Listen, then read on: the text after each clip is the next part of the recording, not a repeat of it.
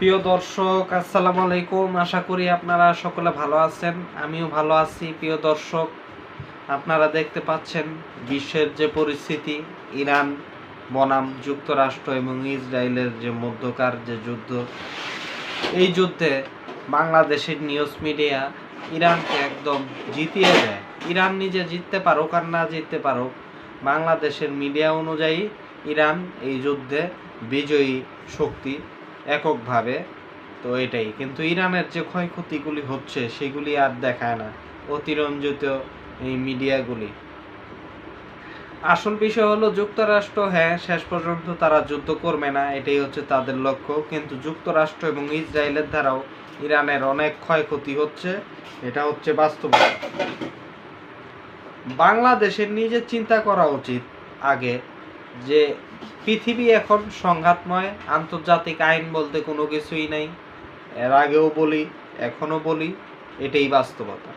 এখন এই সংঘাতময় পৃথিবীতে ওই চেতনাবাজি কইরা, ৭১-এর চেতনা, স্বাধীনতার চেতনা, এই সমস্ত বইলা আসলে কতটুকু পার পাওয়া যাবে, এটাই এখন দেখার বিষয়। এটাই যে দেখার বিষয়, বাংলাদেশের মানুষ শুধু চেতনাবাজি করবে, আর এগুলি দেখতে দেখতে কিন্তু তারা মনে হয় আগামী সংঘাতময় বিশ্বে যদি যুদ্ধের কবলে পড়ে, তাহলে কপালে কিন্তু দুঃখ আছে। ঢাকা শহরেই তো এই মুহূর্তে বসবাস করে ৩ থেকে ৪ কোটি মানুষ।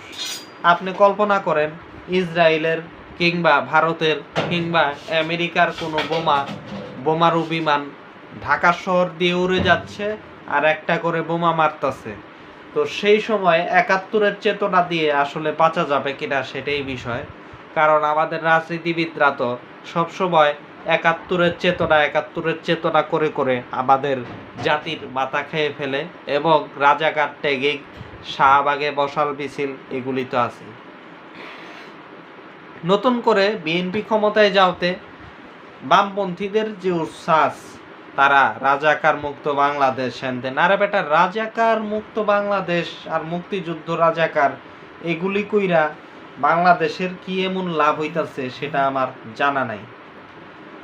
তাই বর্তমান সরকারকে বলি, এই সমস্ত চেতনাবাজির পথ ছাড়েন।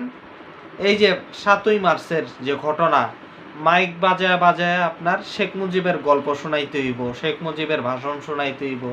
এক মহিলা, সেটা দেখলাম, ওরা আমি ছাত্র বলতে রাজি না, মহিলা ইমি, দেখলাম এগুলি নিয়ে চেতনাবাজি করলো। এই মহিলার মাথায় গোবর ছাড়া আর কিছুই নেই।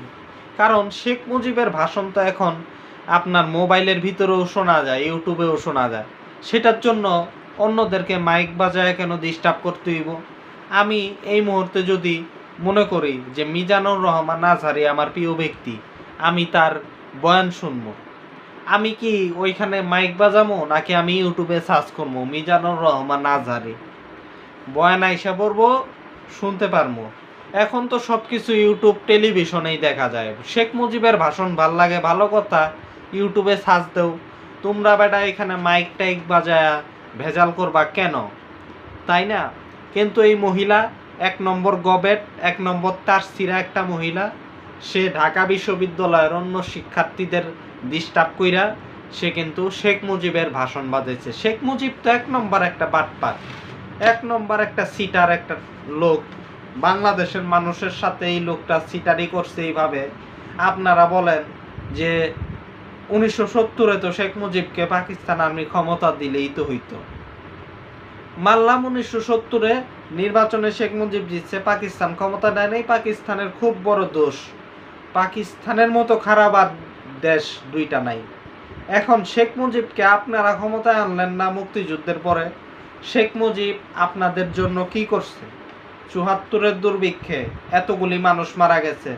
এই মানুষগুলি যে মারা গেছে, তাদের জীবনের দাম বেশি নাকি শেখ মুজিবের দাম বেশি?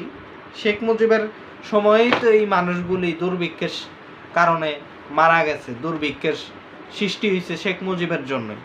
আচ্ছা, শেখ মুজিব যদি দুর্ভিক্ষের জন্য দায়ী নাই হয়, শেখ মুজিব ওই দুর্ভিক্ষ যে পরিস্থিতি, সেই অবস্থায় শেখ মুজিবের ছেলের বিয়ে দেয় এত ধুমধারাক্কা কইরা, হ্যাঁ, সরকারি অতিথিরা আসে, দেশ বিদেশ থেকে অতিথিরা আসে, এদিকে মানুষ খাবার পায় না। তো সেই পরিস্থিতি, এই মেয়েরে থাপড়ানো উচিত আমি মনে করি। পুলিশ তো গ্রেপ্তার করছে, এই সমস্ত বামপন্থীদের থাপড়ায়া এদের দাঁত ফালা দেওয়া উচিত। কারণ এদের বামপন্থীরা জাসদ, সবচেয়ে বড় ব্যাপার, জাসদ একটি বামপন্থী সংগঠন, তখন তারা এই ব্যাপারে গণবাহিনী তৈরি করছিল। যখন শেখ মুজিব 1974-এ এই কাজ করছে, 1973-এর নির্বাচনে শেখ মুজিব ডাইরেক্ট আপনার ব্যালট বাক্স ছিনতাই করছে। ব্যালট বাক্স ছিনতাইকারী এই শেখ মুজিবের ভাষণ বাজানোর জন্য এই বামপন্থীরা যে এত বাড়াবাড়ি করে, এদের দাঁত ফালায় দেওয়া উচিত, ফাজিল কোথাকার। আর বাংলাদেশে এই চেতনাবাজি বন্ধ করা দরকার। বর্তমান সরকারকে বলি, দেশের বিশ্ব পরিস্থিতি তো দেখতেছেন, ইরানের এই চেতনা নাই। ইরানের দিকে আপনারা তাকান, ইরানের সফলতা মিডিয়াগুলি যে প্রকাশ করে, ইরান কোথায় আজকে আর আমরা কোথায়? আমাদের চেতনাবাজি করতে করতে আমাদের সেনাবাহিনী কোন জায়গায় আছে, বিমান বাহিনী কোন জায়গায় আছে, নৌবাহিনী কোন জায়গায় আছে, সেই চিন্তা নাই কেন? খালি চেতনাবাজি।